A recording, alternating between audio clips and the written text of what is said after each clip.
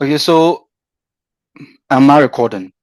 Um, as I said, you can look at the terms in terms of the concepts yourself. We've already done this concept already, so I didn't go over them, which has to do with what gender is in itself, the meaning of gender, which I said is not only about boys or girls or men or women.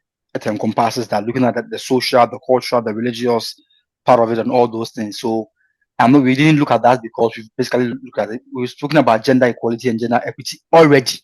So we're not speaking about gender equality and equity anymore. It's been done already, and we've done that for like 4 times already. So that is okay in terms of what it is.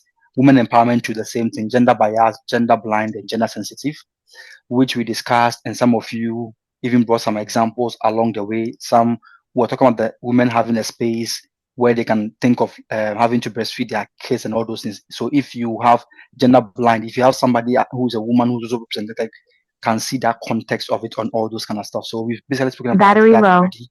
And then gender analysis and then gender budget and all this. So all these are all discussed, what we did, and then also gender budget also was spoken about. So what we spent time to discuss has to do with women and development and women in development. And I said that coming here under the United Nations, there came a time that was very important that women are also very important and are part of what the entire population. So there was a need to bring women to the center of development or be part of the developmental debate in itself. So between the 1975 and 1985, as I said, it became part of the discourse, right? There was this kind of main concern that women uh, have been excluded from the benefit of development. So the goal was to include them, right? That was how it is. And then the lives of the women in development asked, as in, how can women be included in development? And then you realize that it often supported that claim in different way, having to do teaching and all those things. So to have approaches, what came with the approach was women in development and then gender in development. Those were the approach. The approach was like, if we want women to be part of the development or be at the center and all those things, how do we look at it? How do we approach it? How do we treat it? That is what we said. The approaches were women in development, right, and gender and development. So if there may be other ones, but this basic two approaches is what we'll be looking at and comparing, right? We'll be looking at these two and comparing them, right? So the first approach that we want to look at is that women in development. And I said that women in development emerged strongly among the UN decade of women.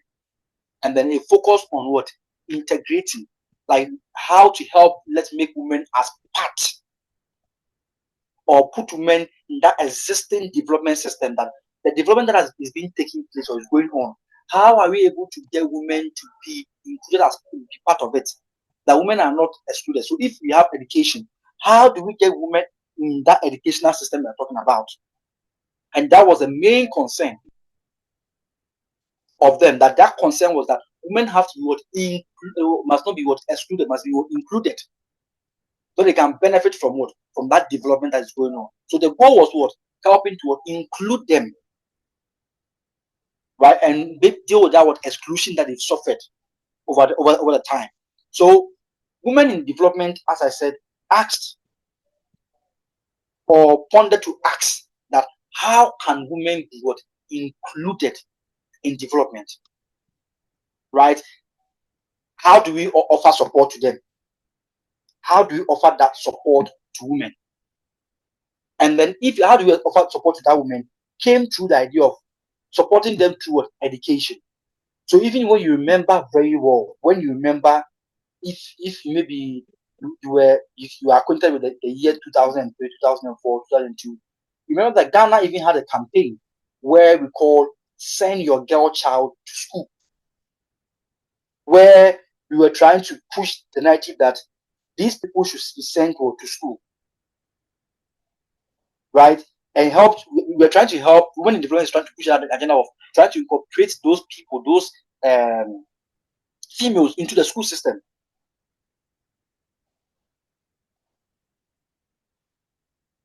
So if you very well remember, you can hear songs that were ringing in your ears. Send your girl child to school, mommy fanuko school, papa fanuko school. All those ideas were just to make you understand that there was a need to incorporate women into that developmental system of education. And you realize that there was now a conscious effort that people were in businesses already. So how do we get women in that business and employment? So we realized at a point in time there were skill programs created where women were learning skills of sewing.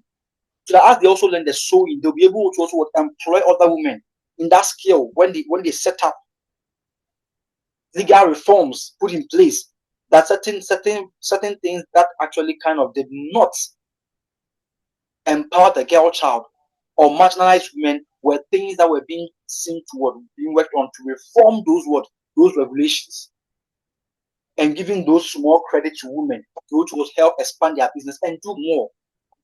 And those targeted policies were all the things that you find women in development trying to champion and try to push forward. So, for example, in a normal sense, for example, when you have a program that's giving women what skills or skill training, as I said, you had why I think when they were trying to get the kayais of the streets having certain skills and certain things, that was a skill training, having to help women to know how to plait hair, how to engage in hairdressing, and all those things, give them capital. Those are the things, programs that were what is meant to help women gain more skills, giving women soft loans so they can expand their business, right? Looking at what job creation that targets women, right, and giving opportunity to women. That's what we were talking about. But there were some, and also another example, also politically, because gender politics politically will be that leadership training workshop, right, for aspirants who are women candidates, right, and that is one thing that can reflect the women in development thinking that we are talking about over here. That we have women candidates who are, so let's try and train them. How can they approach? How can they, when they go into talk, campaign? How can they move? How can they network? How can they get campaign funding? It helps to promote and engage women to enter into politics more. And this was a way which is trying to include women in an existing political system. But, and I repeat, but as we move into the criticisms, but what was over here was that some critics also had this idea that does not really question that broader structure around them. That is usually like that was there. So they are talking about that fine. Women in diplomacy is not talking about the structure, so like foundation. What has been done? Is this something that already is preventing women, or we just train them, put them in that system? That system has a problem. So why don't we actually fix the root problem? We're going to do the critique. So as we move into the criticisms, which is these are the criticisms, right? As we move into the criticism. So as I said, women in development in itself is very important because it's brought the discussion of women at the top or to bear. So it made that the women debate visible in development of women, or the discussion around women in having to be part of our developmental dispensation. But the critique is that they say it is limited. It is what? It is limited. When we say it is limited, what does it mean? We are saying that it often tries to address women or like kind of add women into existing systems without asking the question. But they are saying that you are trying to fit these women into a system, and you are not asking yourself whether those systems themselves are equal. Or have you seen that those systems are unequal? If they're unequal, then why do you end up having to fix them in the same system? But if you fix them in, it means that system will still hinder them. It will still not be able to help them push forward because the system itself is unequal.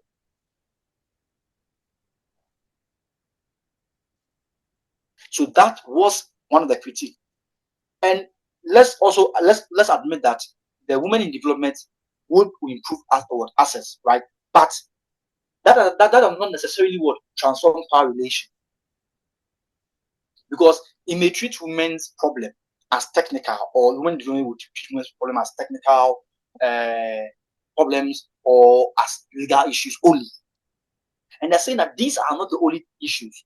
Because whilst you may look at that, you are ignoring deeper structural issues like class system, a system where you go to an institution where only men are at the top and women are at the down. That is what a system that's repeated. You may be an institution where it's solely dominated by men. When you have a population where women and men are almost like the same number, but when you go to the institution, it's almost dominated by men. Or having an equal division of labor. That is the structural issues we are referring to.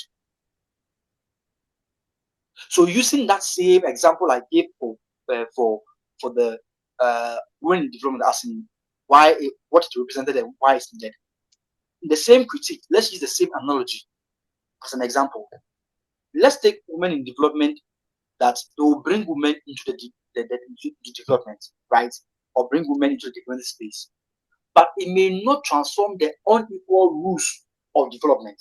So in the same vein, if a political party trains women candidates, but still it keeps male-dominated financial network, sexist campaign culture, where women are objectified by how they look, but they are not discussing their policies they are bringing on board. And when we go to an interview, and what they ask is, "Oh, how is your husband? Why are you not married? Hey, why are you taking your ring off?" Instead of having to focus on the woman's policy he wants to use.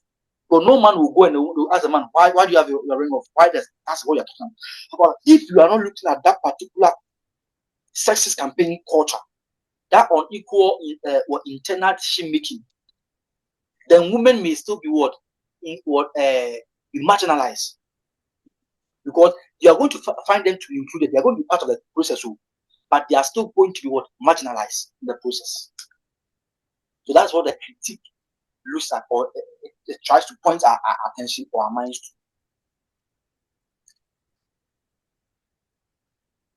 So you ask yourself that one question, that is it enough to give women access, or should the whole system be changed? That's a question you ponder over. That's a question you ask yourself. Then we move to gender and development. Gender and development. Another developmental concept. Sorry, another developmental approach. The first approach we just looked at is what? Women in development. Now, the second one, under the UN Decade for Women, that we are looking at is gender and development. It also emerged partly because of the frustration with the limits of the women in development. So if I don't fear to say, I'll say it was to challenge, or it was to point out the limitations or give a different perspective other than the women in development that we just discussed.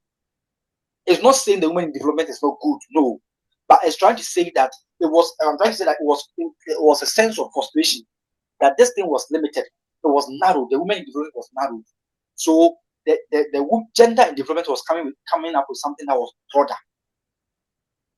Because they were saying that instead of just focusing on women in isolation, the gender and development meant to focus, or was focusing on what? Gender relation. So it asks, what power relation produce inequality? That what kind of power relation is producing inequality? And how are those relations, and how can they be transformed? Because they were identifying the problem, the root cause, the structural issues. That what power relations are producing those inequalities. So is it because maybe when you come to parliament, you have men taking over all the committee chairs? Is it that, or power relation? Or if you're able to get to know that, then fine. Then let's try to make sure that if the women are even 100 or they're even 50, if you're able to get more women at the top, as in committee chairs, then we'll be able to now look at how we can talk about decision, the policy. They'll be able to be shaping policy. So that's how they're looking at it, right? From the relation of transformation, how they can be transformed. So they were asking what power relation will produce and produce that inequality, and how that really can what be dealt with or can what be worked around.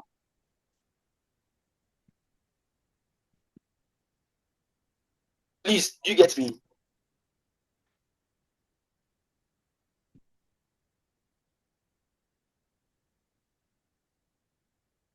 Hello.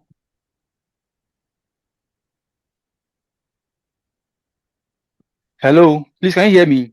Yes, we can hear you. So the core idea is that inequality is not about women being left out. It's about how institutions, how norms. When I say norms, the culture, the things that exist, how the institution, the norms, as in that says that women are meant for the kitchen, men are no. How institutions and norms, laws, the roles, and the power structure create and maintain unequal relation between men and women. So this is why the gender and development is often seen as what a more structural and transformative approach to development, because it does not simply ask how to help women fix the system. It asks whether the system itself is producing the problem. So it is questioning the root, the foundation. So gender development is asking the system itself, no, is it part of the problem? So if we now know that the system itself is that, now you can have like a lot of women in parliament. If those women are not at the committee level, are not at the front part of parliament, as in maybe minority chief whip, majority chief whip, and all those things, you have no woman there. You have no woman in committee as in chairing it, either deputy or main. It means that you have women there, all right, right? You've put women there, but the power relation of the system is still working against them, or it's not helping them come out. So they are looking at what the foundation of it. Like if you have them there, they have to also what be at those important places to help what deal with that power relation. So it's saying that instead of only training I'm using the same example, that instead of only just training women to enter politics, as the women in development was doing, they can train you, instead of just training women to enter politics, the gender in development is asking why the party financing, that media coverage, that violence, that care burden, and that masculine norms make politics harder for women in the first place. So if you come and understand how come media coverage, how does media coverage happens? When women are being made, they are being sexualized. Oh, madam, you look sexually nice and all those things. When women are going for interview and they're asking them about, hey, oh yeah, or you're good, oh, you have 3 kids and you're here. Instead of having to ask her, oh, Nanama, what are the policies you have for this constituency? How do you think you can find this or can do this? Because when maybe a man goes there, the man will not be asked about the kids. He will be asked about how they are going to help improve the constituency, which the people then have to hear the man's word ideas and vote on that. They're not doing that for women. So that's what they are talking about. That is not only about just having training for women to enter into politics, but the gender and development is asking why the party financing system. If you have party financing system favoring men and not women, a lot of women will go there, but they still cannot make it. The media coverage I'm talking about, the violence against women, both physically and then both verbal abuses. The masculine norm. This job there, member there, politics there, member there. That kind of thing, that masculine norm, that is making politics harder for women in the first place. That is what it is talking about. That is what gender and development is talking about, is looking at. So to help you in terms of any question on gender and development and women in development, I've given you more like a simple table that will ask yourself, say, no crack is saying. So women in development, the crack is saying. gender and development, the Cochrane is saying. The Cochrane say women in development is focused on women. How we can integrate women into the development system, the system that's already there. How we can put women there. It is based on project base. How can we help women get into education? How can we help train them? And then women in development is looking at working with what? The existing system. So women in development is talking about is not talking about let's change the system. If it's a school that we have, how can we get more girls also join the school and go some? So this is the idea of women in development. And then the Cochrane is saying for gender and development, they say it is focused on gender relation. What is the power relation between men and women? And they are focused on transformative what? How you can transform that on equal structure. So they're looking at the structure, the foundation. But the foundation is the problem of the issue. So how can we deal with the foundation? How can we deal with that bias in the media against women? That when a woman goes in for an interview, she's now going to be asked about policies, things that are relevant, not about how is your husband, why are you divorced, not things that are senseless, are not part of what the political debate, does not have a bearing on its constituents, or does not have a bearing about the political discussion. That same question will not be asked to a man.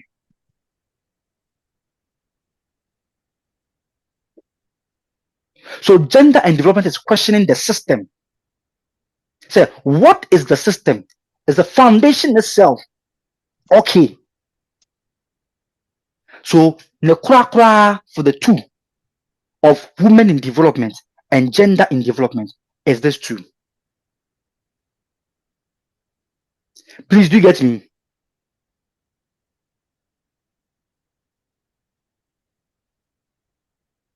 Please do you get me?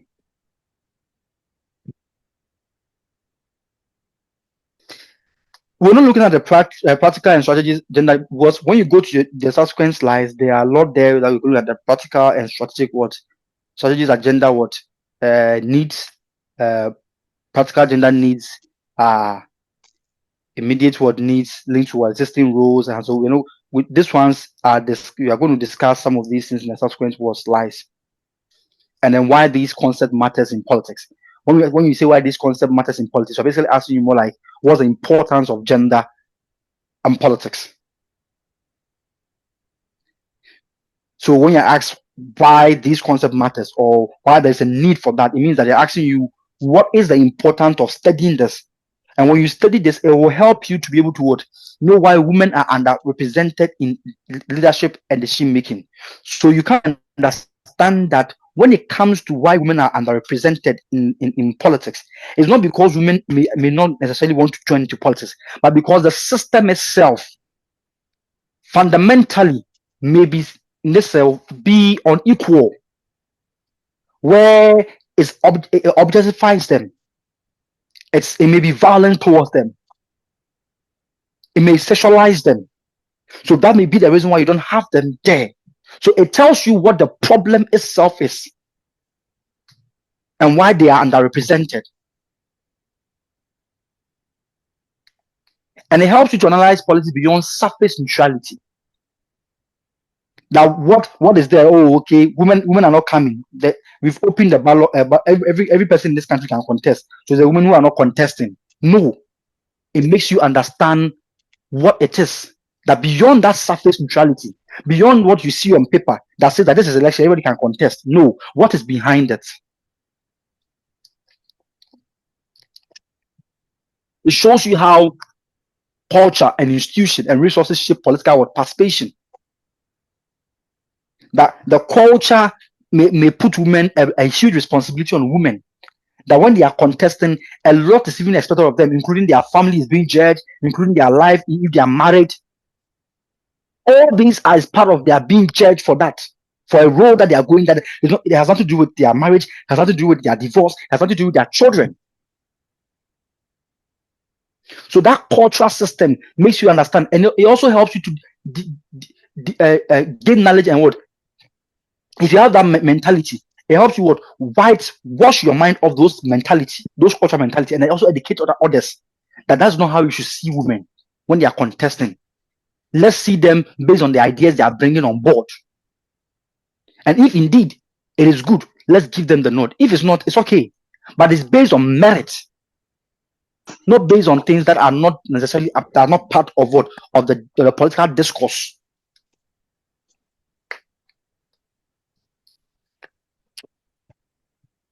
So some of these are the reason why you see the need to have to understand discourse, or there is a need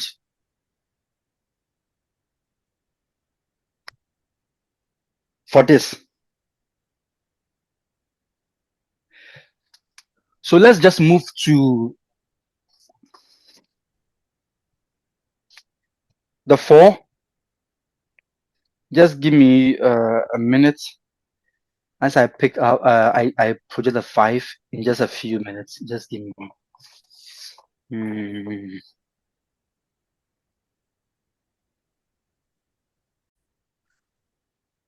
Okay, so as we just finished with the 1, gender and development, and also gender and development and women in development, and then some of the concepts.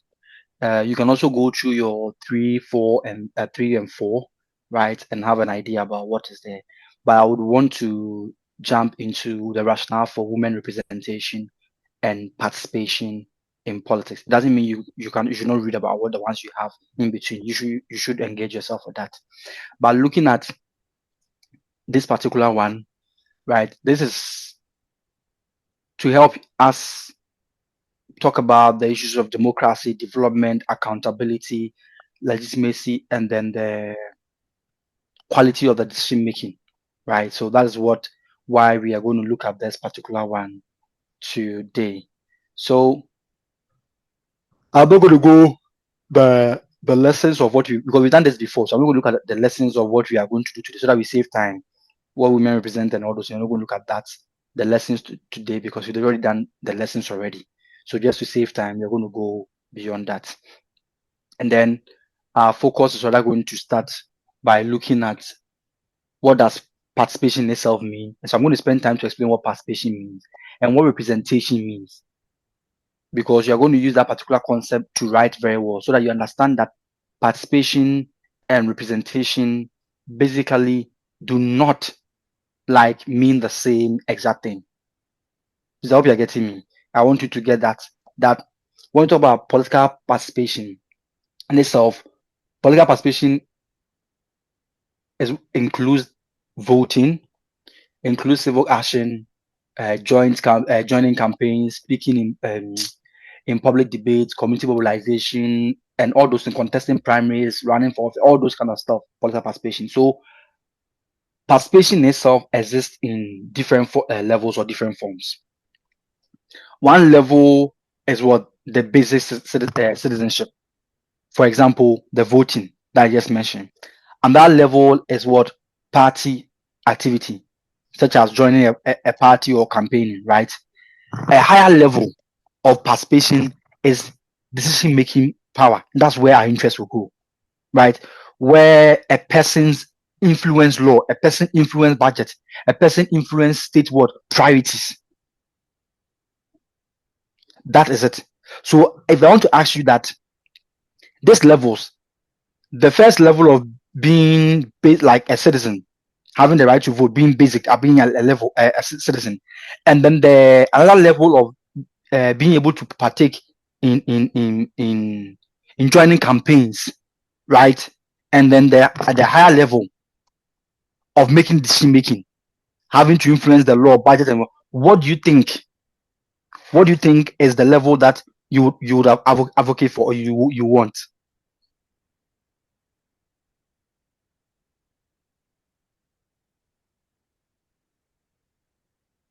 Hello.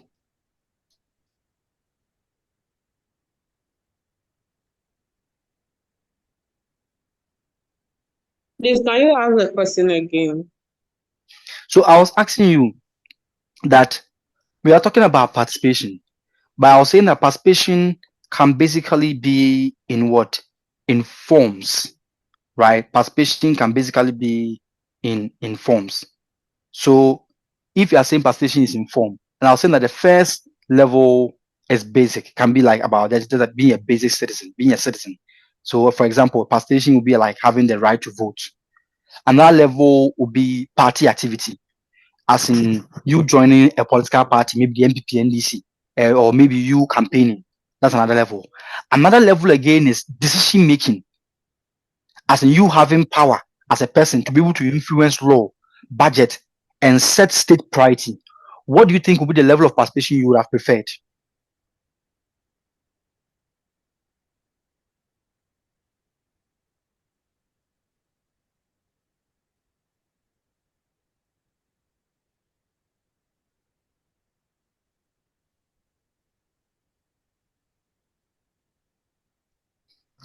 Hello?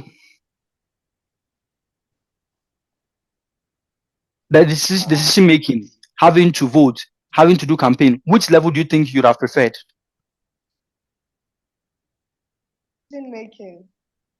Decision making. So having to have that in mind in terms of decision making, keep that in mind. That's what is going to shape that. If we also want women in participation, where are we going to look at? So put that in mind. A nice answer, decision making. So let's put that at the back of our mind as we are about to look at it, right? Because voting is important. We agree that voting is important, right? But voting alone does not guarantee influence.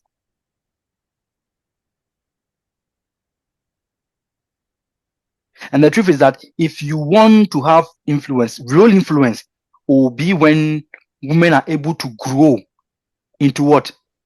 Decision-making spaces. They'll be able to get to places like parliament, be able to be part of cabinet meeting, the district level be at the top, party leadership they are at the top, the constitutional commissions they are at the top. That is when you'll be able to find real participation for them when they are part in making decisions.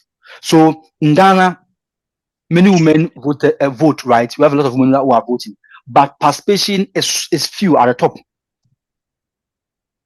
because you have a few members of parliament or MPs or ministers who are part of cabinet who are females, and maybe district chief executive who are also what, females.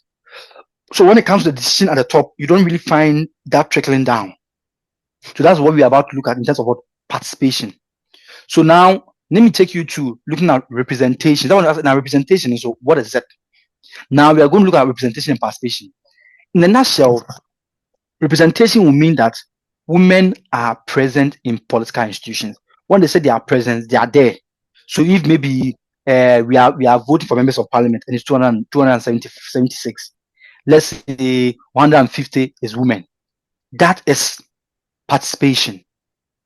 That is participation. Because they are there in their that's representation. They are there in their numbers. They are being represented. They are there in their numbers. Because either or women are appointed in large numbers. That is what representation. They are there. But participation means that women are actively taking part in politics. They are influencing decisions. That's what we mean by participation. So if you have a large number of women in parliament, right, representation, and then they are not taking part in decision making, it's not really turning out anything to me. But participation is if you have those women, and those women are committee chairpersons.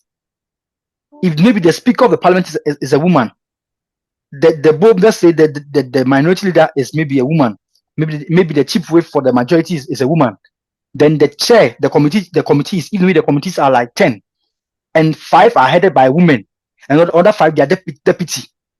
That shows that women are partaking, they are part of the decision making process.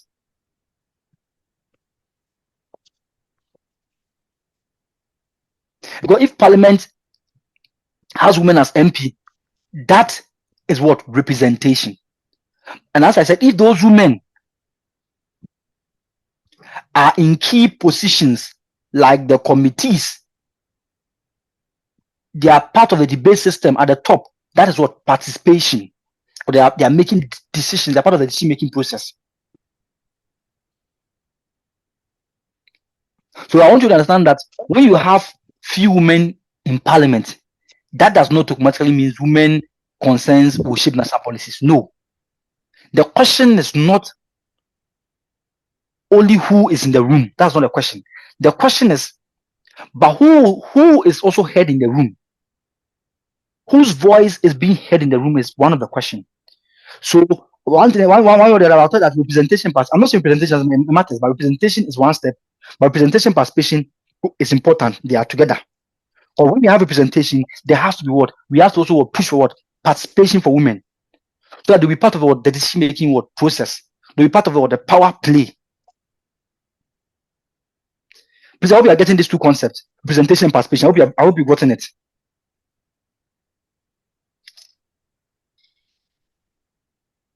Hello, I hope you get it.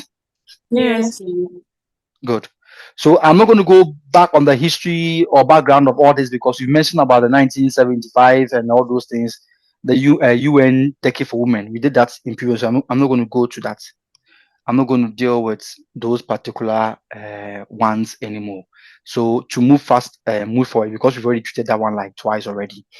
Let's look at the point itself, right? Why the demand for women political participation increase? Why is that there's a demand that women should be part of the political participation? I've already explained what participation is. Participation and representation, I said, it doesn't mean the same. It can go hand in hand, but it's not the same thing, right? Right? Yes.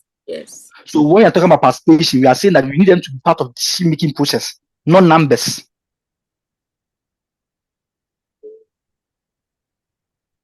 Okay.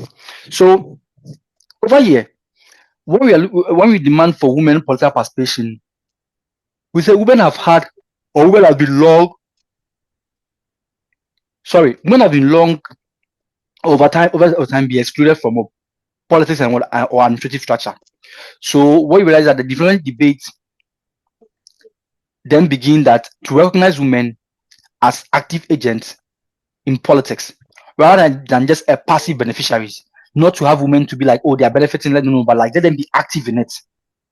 So women empowerment also what expanded from that economic support into public decision making.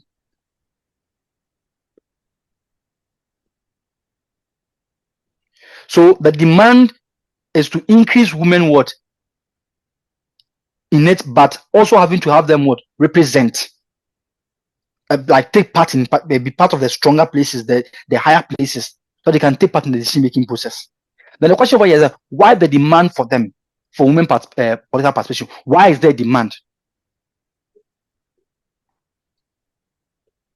So if you are thinking about it, you ask yourself the factors that you may think will come into mind will be democracy, in the sense that women are also in larger numbers like men.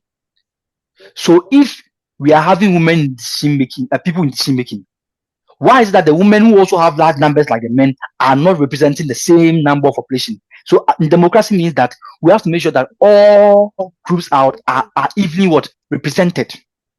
So democracy is one. Development. If we are developing as a nation, and then we have a certain group also being part of it, and women, that means we also have to tap into those women to be able to help us develop more and help them to also bring more ideas. And remember that when President Mahama went to the Akosombo Dam, when it got burned, President Dramani Mahama, the current president of the Republic of Ghana, went there, he acknowledged and praised the national service personnel who was a woman, who also helped in having to fix that particular problem. So if you have a woman who is part of that or who are in a population, you means we need to tap into their expertise for development, for advancing the country. And why the demand also came about was what international pressure. As I said, remember that, as I told you, that the UN Decade for Development was on women. So the United Nations made it part of its core mission to make sure that the woman became a part of the discourse. And then countries took it very serious. So that international pressure was also the reason why there was a demand for women political participation. Why that increase, that demand also came about. And then women activism. There were women who were championing the cause that we need to include women. So those intergovernmental organizations, those women who find themselves in different countries who were championing that cause, but the reason why there was a high demand for women political participation was increased as time went on.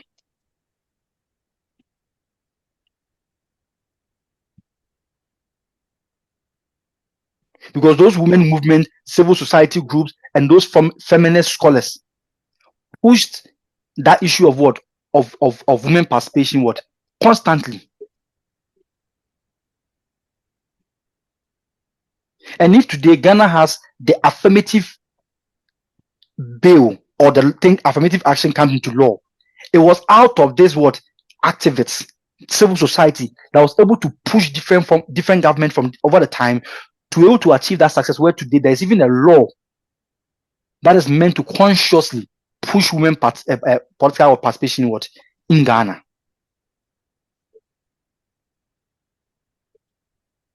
And if you go to countries like South Africa, like Uganda, Rwanda, where there has been strong reforms and a quota debate,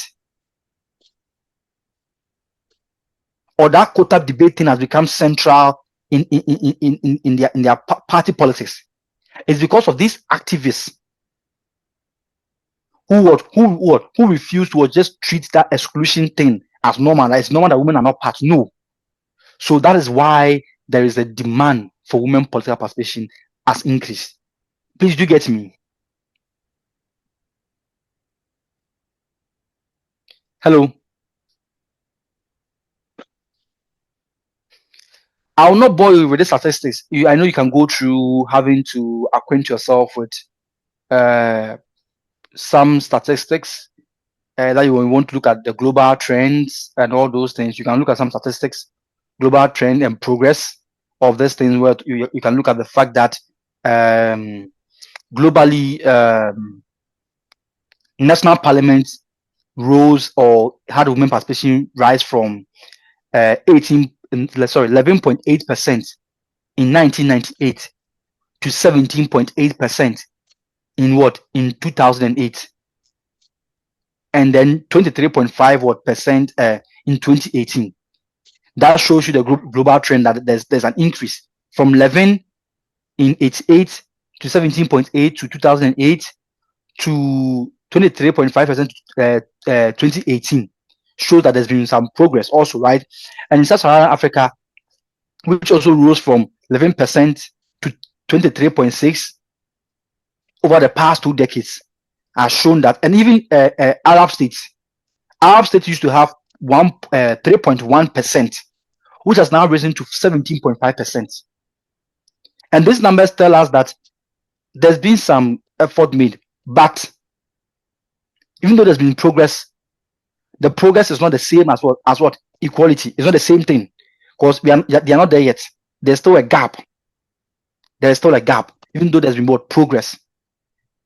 Even though there's been progress, women still remain what underdeveloped compared with other shared world population. It is. So we will say that in this case, things are getting what we say things are getting better, but it's not enough. And the fact that we are improving something does not erase inequality.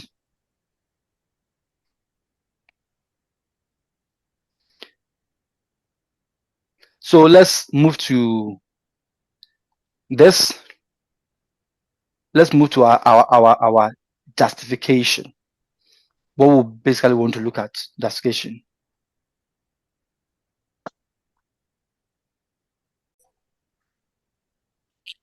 Okay, so we are looking at justification for women representation and participation in politics. Justification.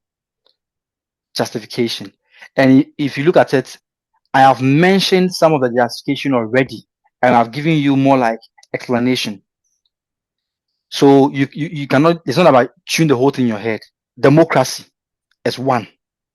And I explain how democracy fits in. The fact that if you have a population where a chunk of the population also are women, it is fair to have them also be fairly represented in the numbers that are taking part in decision making and are being in terms of representation. So you can't have women who are represent maybe 5 million of the 2.5 million of the voter population, or 5 million of the voter population, men also maybe 5 million. Then when it comes to maybe men being there, out of the 275 members of parliament, maybe you have like 200 being men or 180 being men, and maybe only 50 being females. That is not women. That's not fair. Because when you have the numbers being proportionately equal or close, it reflects what the society looks like, or if it reflects the demographics of the society. So that's one justification for the women representation and participation in politics. Please do get me.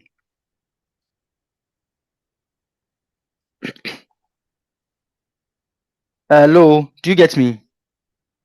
I know you are tired, but let me hear your voice. Yes, If please, we are you're with me. listening. Yes, Okay. So another one we also want to look at is accountability. Accountability. We say that women leaders can raise issues that male-dominated institutions may ignore. So listen very well. When we say accountability, we're not necessarily referring to like, oh, maybe women can hold money more. No. Listen very well. Listen to the argument very well. When we say accountability, we're referring to like women, we have women leaders who will be able to raise issues that male-dominated institution may ignore. And accountability will improve when that diverse group are present in decision making. And we are saying that this does not mean that all women politicians think alike. That's what we are saying.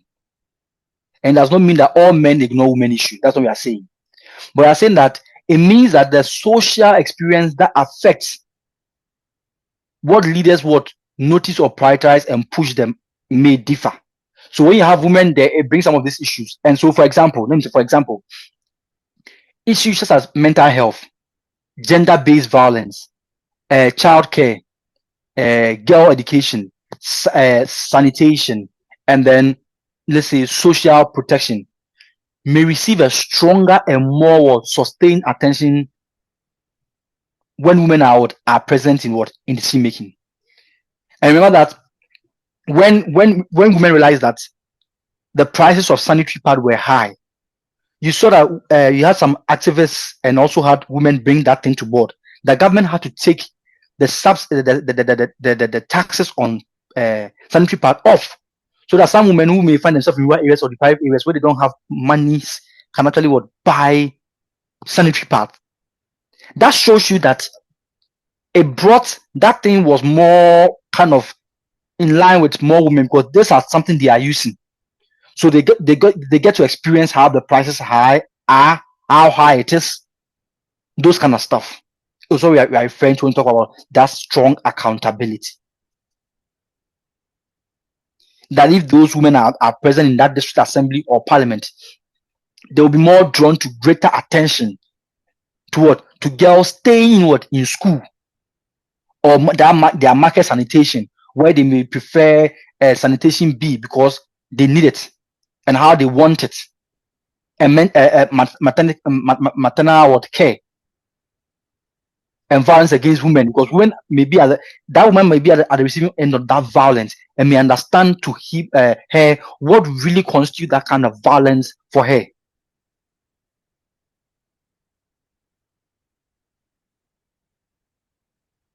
So that's what we are talking about accountability.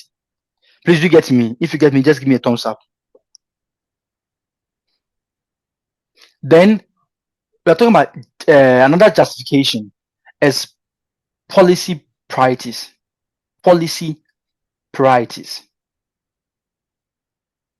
So moving from that accountability by showing that who partake in politics affect what gets discussed. That's the context of that accountability. Who partake in politics affect what gets discussed. We are saying that more women in office can broaden the policy agenda and shape the kind of solution proposed. So in short, I'm saying that participation influence policy content. So listen over here. Participation influence policy content. And the issue is that when it comes to politics, the matter is that it's about politics is about it's partly about agenda setting. So if women are absent from decision making, or some issues may still be invincible, or like they are not there, some of those issues may be invincible because some of those issues may be treated as public, private issues than what public what matters. That is the issue.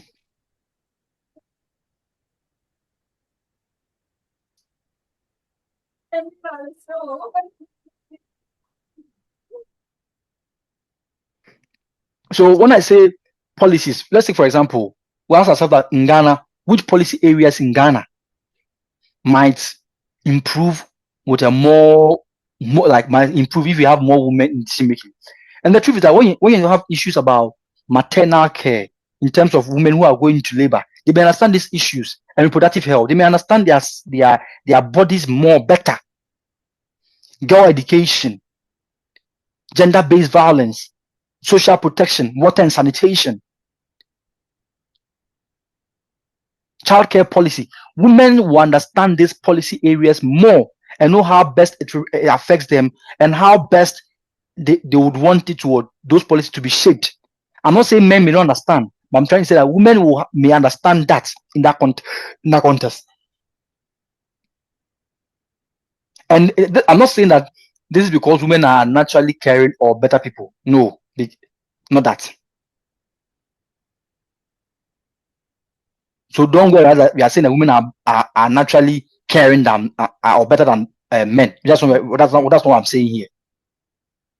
But what I'm trying to say over here is that because of different social experience or that social experience can expand what government sees and what agents are also important. It was the same way that there are some issues that men may, because they are there, they may talk about it in a more different way that maybe a woman may see. That's what we're talking about over here. So we're not trying to say that women are more caring than or better people than men. No. But we're trying to say that because of the experience, they will be able to expand it more and make it more of an agency than that of what? Of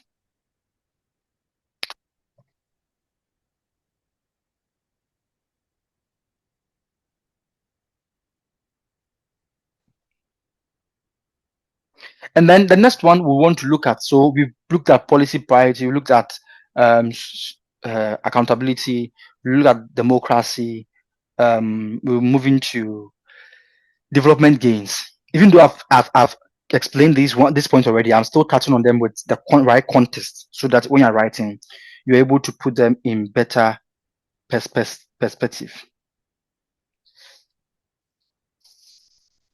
So as we say, and as we say, Kofi Annan argues that empowering women improve productivity.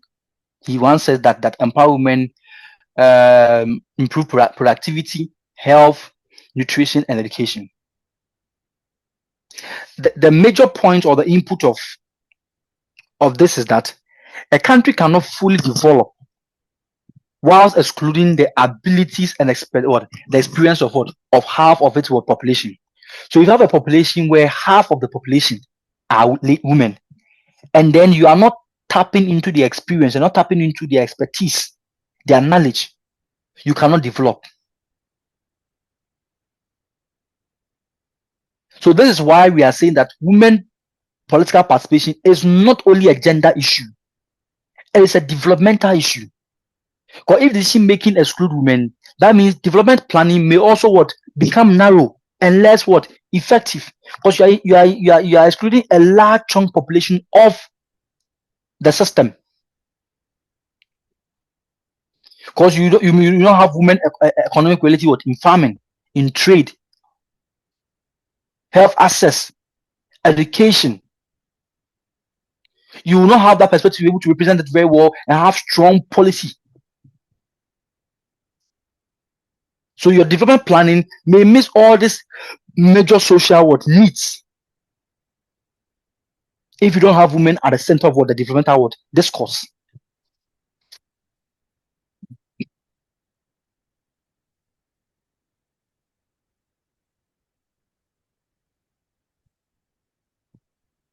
So if you check very well, you realize that in many countries, which are advanced. Women inclusion in policy making has been a sense of strong.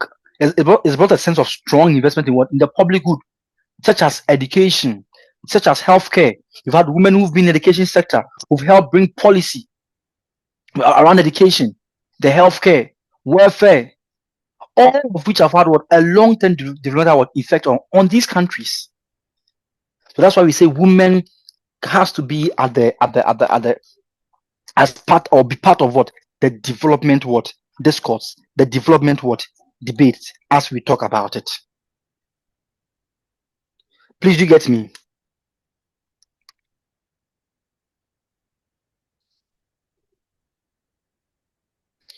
Please do get me. So the last one I'll definitely take for this. There are a lot of points here. The last one I'll just want to take over here, which is peace or peace building and then reconstruction. So basically, this one is more looking at conflict or post-conflict setting. That women being important or bringing that perspective of women when it comes to peace building and reconstruction is very important, because having to have only men at the table will mean that there's a perspective that will be missing at the table. Because when you have women participate in it, it can increase what legitimacy of what of the news or institution. It broadens what that political what agenda and support more what constructive what policy making. And very often, what you realize is that when peace negotiations are done or they are being discussed, it's dominated by what by men politically, and then military elites. And what you forget is that the everyday social lives or what is being done, women are the one at the end of it. So when you're able to bring women participation, it can bring the attention to what displacement. That when the war was done, women who were displaced, how can we bring them and incorporate them into the society? That family survival, the trauma that women survived, the rape, the intimidation, the starvation.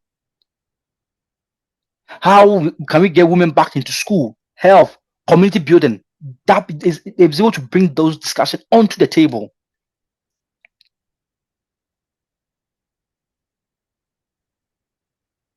And you realize that in countries where you that are emerging or coming from conflict, you've mostly had women groups having what to push forward broader peace what agencies or agendas, that this should include not only just the ceasefire and the power sharing, but also it should include what justice, recovery, healing, and community reconstruction. And when you take places like Liberia, women activism played an important role in peace what effort, in demanding political what change.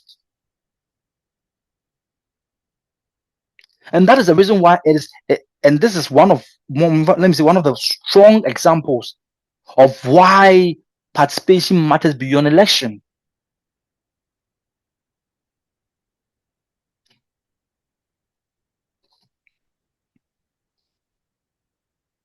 And looking at legitimacy and public confidence, I'm not going to spend too much time on that. Just trying to say that when I talk about, or when we talk about that women participation can strengthen public confidence in democracy, we're saying an inclusive institutions or having an inclusive institution are more credible because they reflect society, and legitimacy of those institutions what improve when that politics is not seen as a male only space. So when you're having an institution where all those that are both males and women are well represented or take part in that, when those policies come out, you realize that the women also accept it. They all feel like they are part of it, but they were there on the negotiating table. So this is a uniform one, and it increases the legitimacy of these things, and it brings about the acceptability of some of these laws and all those things that comes about. And definitely, you know that in politics, when we talk about legitimacy, it means people seeing institutions as rightful, representative, and worthy of trust. So when those citizens look at parliament, cabinet, local government, or the party leadership, and they see only men, the issue was that many feel that those institutions do not really what belong to everyone.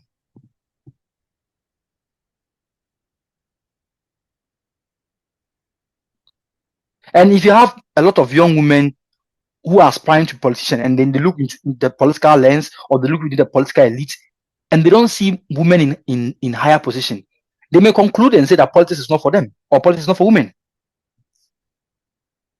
But when you have women in invisible positions or in leadership positions that are visible, that matters, is one way to increase political confidence and democracy belonging, that women also having in that sense that, oh, politics belongs to all of us. We can also do it. It can be that way that aspires. So, for example, in Ghana, if the girl child sees a lot of women in politics and all those things, it inspires those girls and women, and it becomes that symbolic what breakthrough for them. But if like, this is, we can go through, it is possible. So these are also the justifications for the representation and participation of in politics, representing participation of women what in politics. Please, are you okay? Is there any question?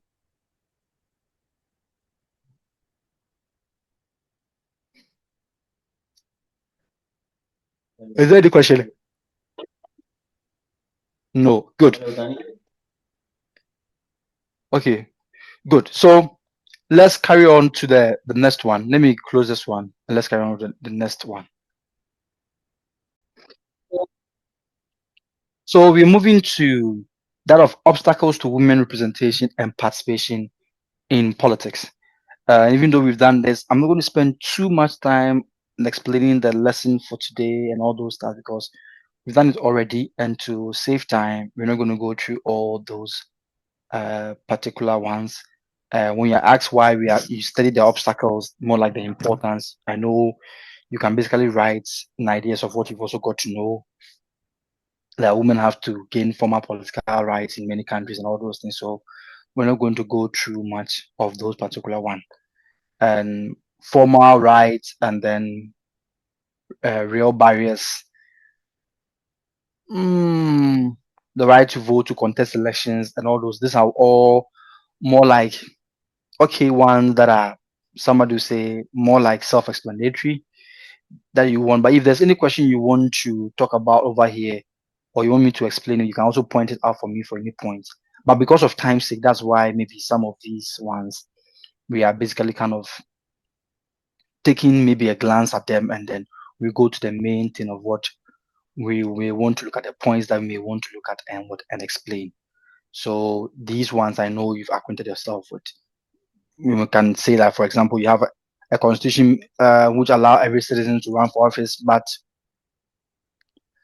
party nomination forms may be what a problem or may kind of restrict you. So these are formal rights, these are rights that you all have access to. But the barriers is what may hinder those rights, because you say we all can contest elections, right? Amazing. But at the end of the day, there may be a barrier of what campaign cost, the money. Maybe if I'm not where we are coming from, we cannot get, that means we are being sidelined one way or the other. So these are some of the things that we are looking at, or we are going to also discuss going through. So you have a formal right as in what exists, what has to be, and then the real barriers are some of the challenges that actually accompany those formal rights that makes it difficult for also women to be able to engage in it. So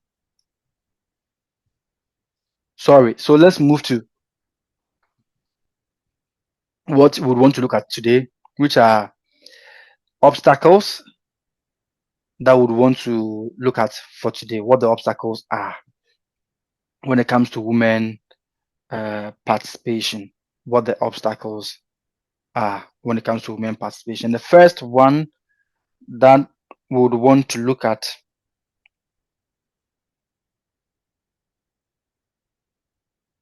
the first one that we would want to look at or explore has to do with masculine mode of politics.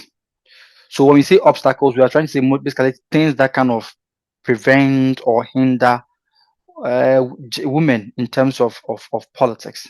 So I said politics is more like it's often organized around male values, uh, where it's you're looking at it's you have male values, male routines, male networks.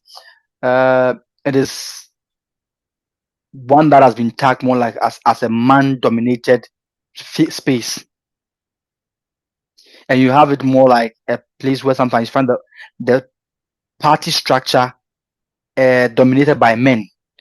So, for example, when you take the MPP like this, the top of the party hierarchy is dominated by men. When you take the NDC to the same thing,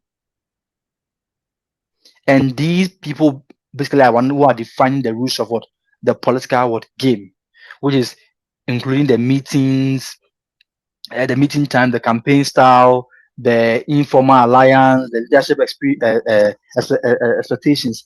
These are going to be guided by what? By males. So when we say politics has a male mode, we do not simply mean that many politicians are male or are men, but we mean that the system itself has been designed around men experience or men's experience and advantage, which means that it would then make it harder for women to fit into or succeed without extra struggle, because the system was designed for to let men kind of succeed, not for women.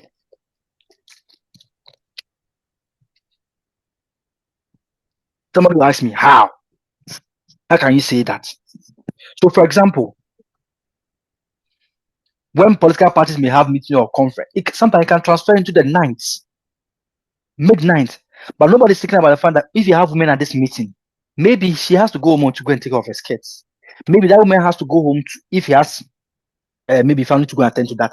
So having meetings that are within the range of 1 o'clock, 2 o'clock may not be the best. But for a man, it will be okay. But we've not thought of that also. That informal networking in the male world spaces, that aggressive debate culture, because it's in the male space that have been designed. So male, like, you find the aggressiveness of debate.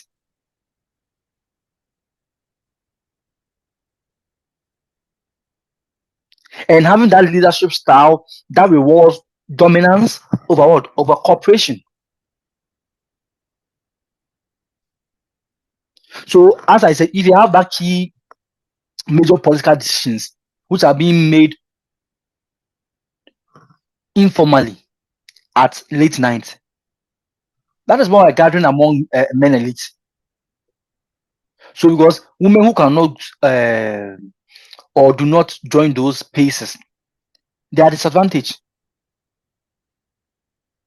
Even before the election begins, those people will not benefit. They are at a loss, because this is what is going on, and it's not going to help them maybe take care of their family and juggle and all those. So that's why we say it's masculine mode of politics. That's what we mean by that. That is one of the obstacles. One of the obstacles of it. Another one again here is education and political training. Education and political training. So we are saying that education is not the only qualification for leadership, but limited access to education and training can reduce political confidence. So you can put this way: limited access to education and political training, right? Can reduce political confidence, because education affects communication, public speaking, campaign planning, and confidence in formal political settings. So in cases where you have nomination process also requiring literacy or formal qualification, even when they do or they do not, let's say even when they do not, a woman may still fear that rude or the kind of radical way, or that way the language that has been used that he or she's not kind of comfortable with. The grammar, that public speaking style can be a hindrance. So if you remember very well in Ghana, when Amase was contesting in a Tiwa. I stand to be corrected, in a Tiwa. At the point the campaign that was launched against us on Tebrofu, she doesn't know how to speak English. How can the whole constituency have it? So that is the problem. Over here, you can have a woman who understands the community problem a lot, very well, but will be hesitant to what? To contest because she fears public speaking in English. And this does not mean that she lacks intelligence. Because some of you, your parents may have not been to school, but they are one of the most successful businessmen and women that we've had in Ghana. They've not been to school, but they are very sharp. They are very good, and they've been successful. I know Dr. Kwaku Otain, called doctor, has not been or had an advanced education. Maybe likewise, maybe Dr. Osei Kwame despite. But they have been able to be successful in the business. I'm just giving an example of that. So the same way you have women who, or your mothers, who have not been to school, but they've been successful, they've built houses, they've invested in places, they have money, they've been able to take care of you from day one to now. So not somebody going to school doesn't mean the person is not intelligent. So in the same way, bring it here, we mean that it means that political space may reward what? Certain form of what? Expectation more than others. Because when you come to Ghana, you can go to many local politics who you have women who are capable, who know the community in and out. But they may be less confident because of what? The public campaign or what? The party procedures. Because they have access to what? To formal political training.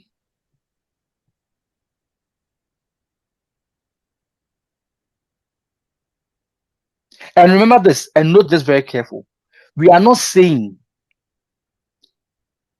that women are naturally less prepared. No. That's why I even give you an example of also some men that will say may have not been to school, but they were also successful, so they were intelligent. That's what I'm trying to say. We are not saying that women are less prepared. No. The issue is the unequal access to education and political participation, not lesser ability. So we're not saying women are not smart. No, not that. The next one, oh, sorry. The next one we want to look at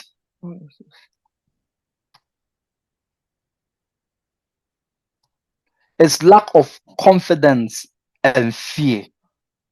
Lack of confidence and fear.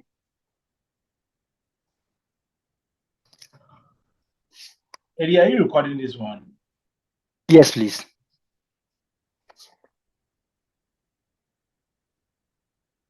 So, society teaches some group to learn and others to remain silent. So, when some women hesitate to contest, we should not rush to call that political weakness. It may reflect years of social conditions.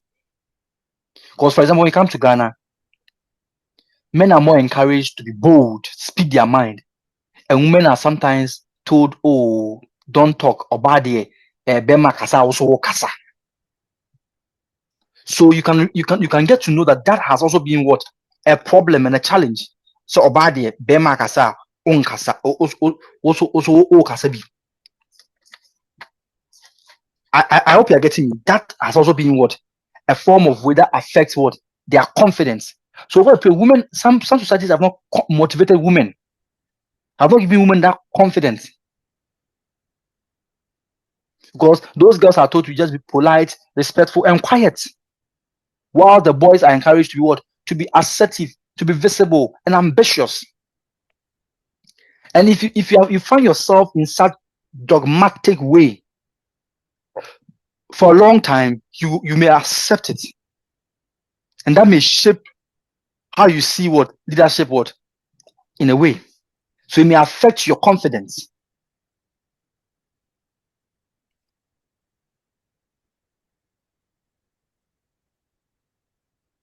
So that is what we basically talk about lack of confidence and fear. That's how it looks like. Because they don't want to be what? Insulted, the gossip, all those things. And the low confidence is not what? Personal what? Weakness. It doesn't mean women are weak. It is because of what? That thing that has been produced by the social condition in which they find themselves.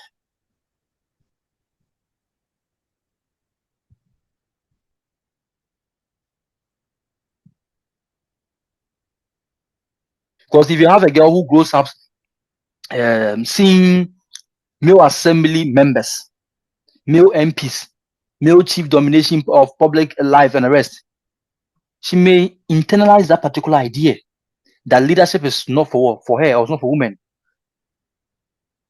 That is all about for men.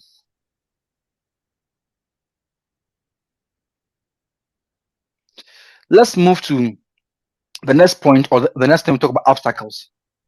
Family and responsibility and spouse opposition. So over here, political work demands time, it demands travel, it demands you to be visible in public, being seen. It demands you going for meetings, a lot of meetings. It demands money, l'argent. And rather, women with families may face resistance from their spouse or their relative. And especially when the society expects them to prioritize domestic responsibility, that be in the house, cook, take care of the kids, do this. It may be or end up being a challenge for them. Don't go.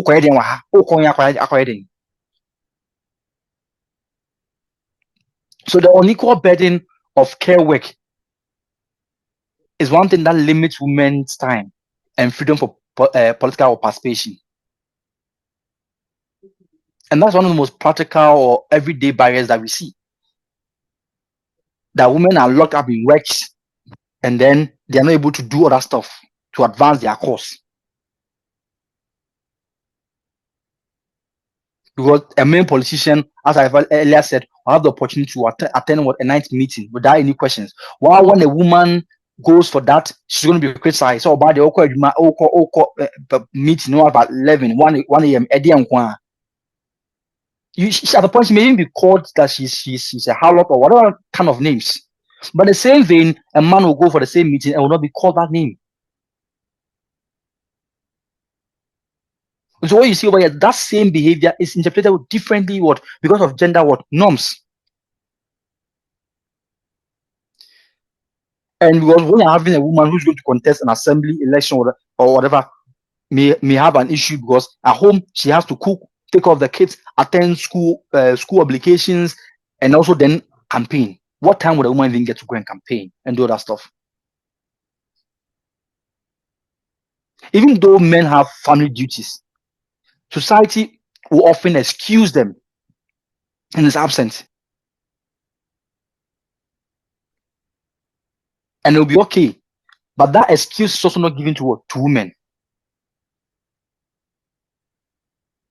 And this particular issue we're talking about cuts across everywhere, even countries that says they are advanced countries.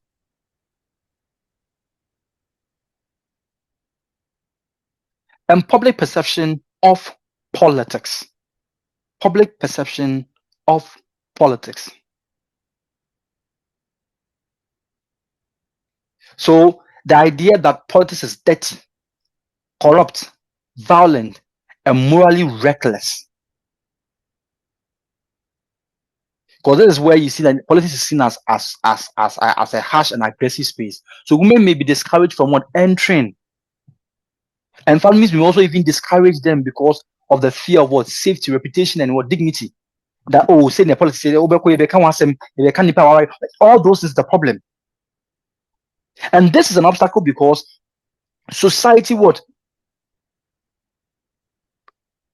repeatedly there's this kind of way, there's a way where society where a man who enters, like it's deemed that men who can enter a rough politics may still it's normal, they can have this ambition and do this, but women are going to be judged as reckless if they do the same thing or disrespectful or too exposed. So in the same way like this, a man may be rough in politics, a man may be strong, ambitious in politics, tell his mind and all those kind of stuff. But when a woman comes to speak her mind, blah blah, oh, she's disrespectful, she's rude, she's this, she's uncultured, that kind of stuff. So it becomes a problem. And you see, many families also basically believe that political life will bring insult. They will even insult you, even insult your mother, your father, your family members. There are scandals. So they will even discourage you. And they will not even want to support you as a daughter or wife or a sister to contest. Even when you are capable, they will not want to do that. So all these are also what obstacles. Then talk about media stereotypes. You've seen me mention some of those things, media stereotypes. That if in the media women are treated as women politicians are treated more as in the form of an entertainment object, are seen as a way to exploit curiosity, or they paint them as weakened or a weaker vessel in society. It's something that affects their standing in society. Because she's going for an interview, she's appearing in the media, and she's being judged for her appearance, her marriage, motherhood, or her personality, rather than the policy ideas or the ideas that she's bringing on board to help the community. Because you have a male politician who be asked about the policy. Oh, honorable, what will you be doing for people who are signing off? How are you going to help improve their life? You said you'll be sending them money. Where will you get the money from? How will the project be? They ask them about policy. Whilst a female politician for the same position, the same as signing off position, may be asked about her family life or appearance. What are you, madam? What say you? Hey, now what about now? My wife, yeah, man, I'm feel saying. Since you are here and your kids at home, how do they feel? Do you think it is good to let a woman contest? Excuse my language. Total nonsense questions. Instead of the woman to also be asked the same question about her policy to help the constituency of the same thing that was asked of the male, that lady is being objectified, asked, excuse my language, useless questions. What does her divorce or leaving her husband got to do with contesting a position? And the problem is that kind of difference influence how voters see or conceive them. So voters are being oriented, oh, this woman cry, he has left his husband, so I'm not going to. So that's what they're sending the woman to. Instead of focusing on policy, they are focusing on things that are needless.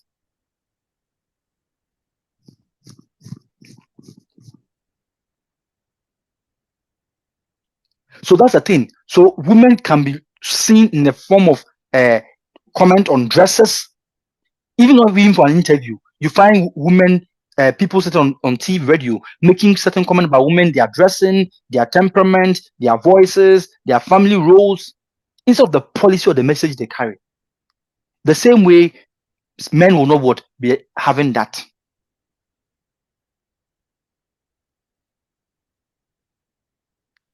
Because around the world, you find that women are going to mostly receive that coverage looking at their style, their age, their emotional tone, or family identity, more than the agenda that is important to project them.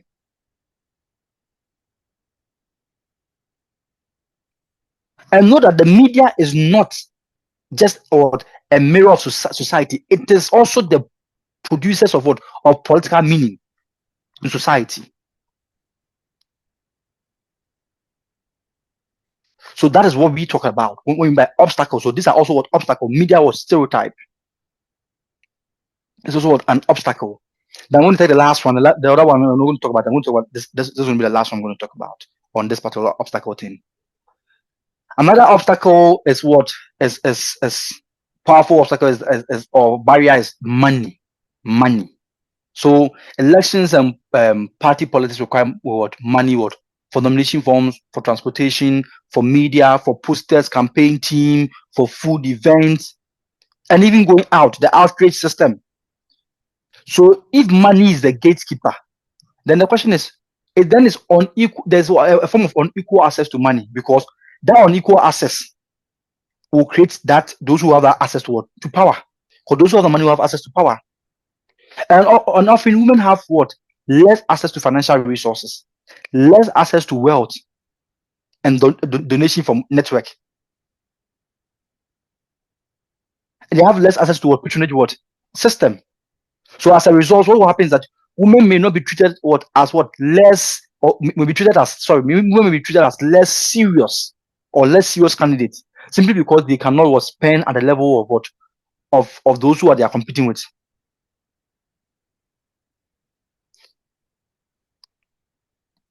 So that brings the need that parties should have monies to help to reduce women nomination forms, their fees. That's why you find other parties also having that if a man pays 50,000, a woman will pay maybe 100,000.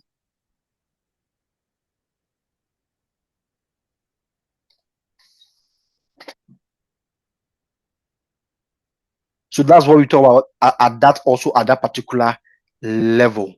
The last one you had is political violence and intimidation, which you are acquainted with that. You know the threats, the online abuse, the intimidation, that violent talk, that sexist or harsh way of doing things, that kind of stuff is what we refer to, the online abuse and all the harassment and all those things is what we are talking about when it comes to the political violence. So when you read through, you also come across that big party support also is there.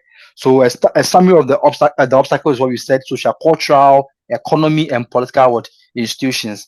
This is more like a summary of the obstacles in terms of socially, economically, and politically, that you can also look at later when you sit down and then take a look also at the slides. Take a look at the slides. Those are the things you can look at. Then, if we've spoken about all these obstacles, then the question is, how do we end up having to increase women participation in politics? How do we do it? Because we've spoken, we've lamented, these are obstacles. So what is the solution? What is the solution for them? And the first one we'll talk about is that the first strategy is that women networking organization, that we can provide mentoring, training, solidarity, advocacy, campaign support, and public visibility. And this can really help reduce that isolation and build collective strength. And this matters because political life can be lonely and hostile. So a woman candidate who is isolated is easily to discourage. So when a woman candidate is supported by a network, is more likely to push more forward and then do more. So what I'm trying to say is that women group can be trained. They can train their candidates. They can support campaign messaging and defend women against media attacks. So you can have that women civil society groups or civil society groups, both male or women, right, helping or advocacy group or professional association trying to play a major role in mentoring and amplifying women's political voices. You can have the likes of Professor Nana Opukwa-Agyeman, the former Chief Justice, who are women, to mentor people, carry them along. And that's what we are talking about. And that strategy to also help is strong presence in political party. You see, we spoke about a problem that existed, that the political parties, you have a lot of only male dominated and that stuff. So one thing I have to say over here is that women must not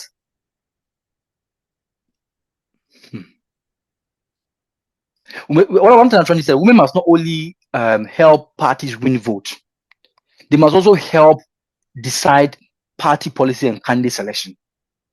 Because you have to have the women having women's wing are useful, right? But also, women also need stronger presence in the central structure of political parties. So you can't have them like we have women's wing or whatever. So that's no. There has to be like when it comes to chairmanship role. Do you have a woman there? Organizer role is the woman, the treasurer, the general secretary, deputy general secretary. Those are the places women can also be, but they're part of candidate selection or the committee. All those things. Because the reason is that political party leadership influence what nomination, they influence resources, they influence constituency decision, and internal what priorities. So if women are absent there, their influence remain what limited, and if they are there, they'll be able to what maintain more influence and push more people within that regard. So that's what we mean by that. And that's why political party is important for women participation. In getting that top at the leadership is important for women representation in politics, because that political party leadership is are the people who are going to decide who will get the opportunity, who gets the resources, and who get taken serious. So that's why women would have to be there, strongly represented in political party system. Then the third one is advocacy with party leadership. So advocacy with party leadership is necessary because the parties can reduce nomination fees. They can support women candidates. They can reserve safe seats, and they can also adopt quota. When we say reserve safe seats, they can say that okay, in Ashanti region is our stronghold. We have 47 seats. 10 seats in Ashanti region are only meant for women to contest. Maybe mention of Ejuso. Maybe the NDC says that, we are also from the voter region. We have a lot of seats from the voter region. We are reserving 10 for women in the voter region. So, Ahoy, Ando, all those places are places that we are reserving seats. Maybe Aflao, we are reserving seats for women. All those ones should be women contested. Adapt a quota system. And treat women representation as democratic responsibility rather than just a charitable gesture. So the key point here I'm trying to let you understand that parties decide who gets political opportunity. So if parties do not change, women progress may remain very slow. So it can help when they are reserving those seats for the women. They are supporting women in winnable constituencies. You don't send women to orphan constituencies. Orphan constituencies are constituencies that the party does not have the more like chance of winning. So you don't, if MPP does not say okay, we are reserving 10 seats in the voter region, because that's an orphan constituency. Most of those constituencies are orphan constituencies. You can't win them. Or the NDC will come and say, oh, we are reserving 10 seats in the Ashanti region for you. While they give them constituencies that they know is not winnable. No. Give them winnable constituencies. And be able to require women leadership in committees. So that's what we mean by advocacy for women leadership or leaders. Media access and positive visibility. When you say media access and positive visibility, so what we are trying to say over here is that media can change stereotype instead of reproducing them.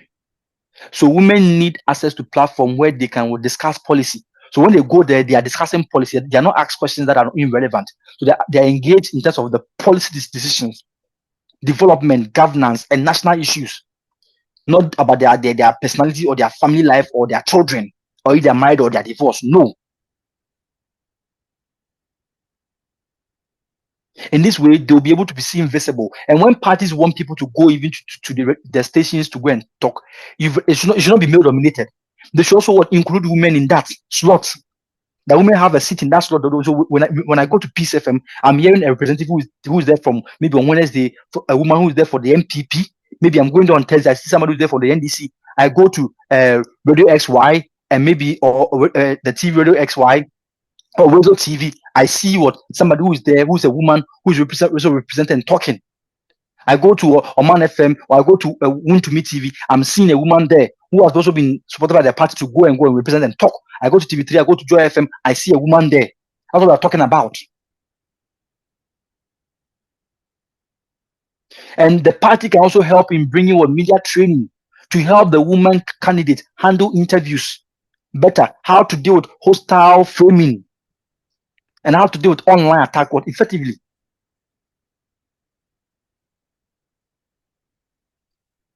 So in that way, and also push for the ways that journalists will also show that support for fair coverage of women politicians, focus on policy, avoid that sexist framing. Hey, honorable, you're nice, so I can see all your ass are coming. It is nonsense.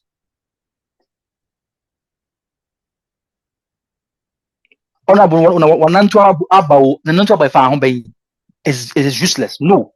So the media will then desist from such framing of women to in a sexist way. No. You give them equal what? Airtime. You challenge abusive word commentary. And you cover women what? The media council in covering women what? In leadership role. And make it look like this is normal. Not unusual. And then the fifth strategy we are looking at over here or talking about here is what? Training, education, and confidence building. That education and training would improve confidence and political what? Competitiveness. So women need support in what? In public what? Speaking, campaign planning, fundraising, media what? Engagement, and policy analysis. So civic education should also teach that politics belongs to all, not only men. So the training does not mean that women are naturally unqualified. No, it means that unequal access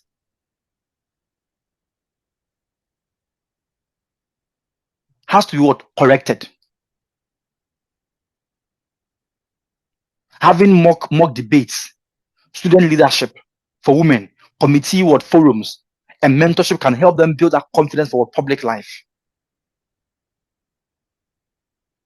And this means that those interventions should start early when they are in school early. So if a girl should start engaging those debates in school, help them in schools. Because if a girl begins to think about leadership when she's an adult, it's not the best. Because the disadvantage may have already been deeper or caused already. Because the schools and university matter. So you have to start from the high school, the junior high, the senior high, the universities. So when they get to by the time they mature, the confidence is already there. And they've gotten there.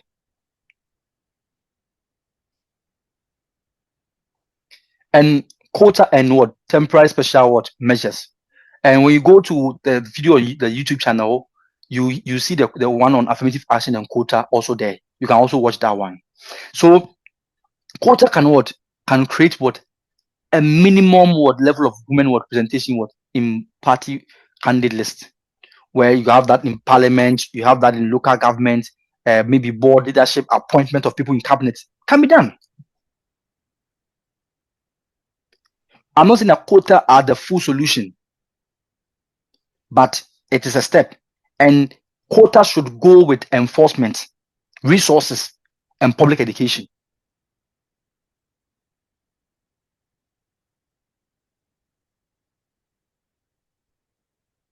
And then when you go to that video, you hear more about quota and the talk. So basically, we've spoken about the obstacles, the things that prevent women, the obstacles. And we've spoken about the strategies that we can use to deal with those obstacles. And we spoke about representation and participation. Why there's a need, a justification for women being represented in politics, right? And we've also spoke about the importance of gender studies. And we've spoken about the women in development and gender in development, right? So we basically have gone through a lot today, and then the affirmative action and then the quota system is already one that we've done, and it's already on the YouTube channel that you can also check out also on the channel. So all these are ones that we've explored that you can go back to revisit the video and then watch them. And don't also forget that while there's a demand for that, we've done that. So look at all those ones and the justification, and then I wish you all the best. I know you do well and everything will go well. So If there's any question, you can kindly ask your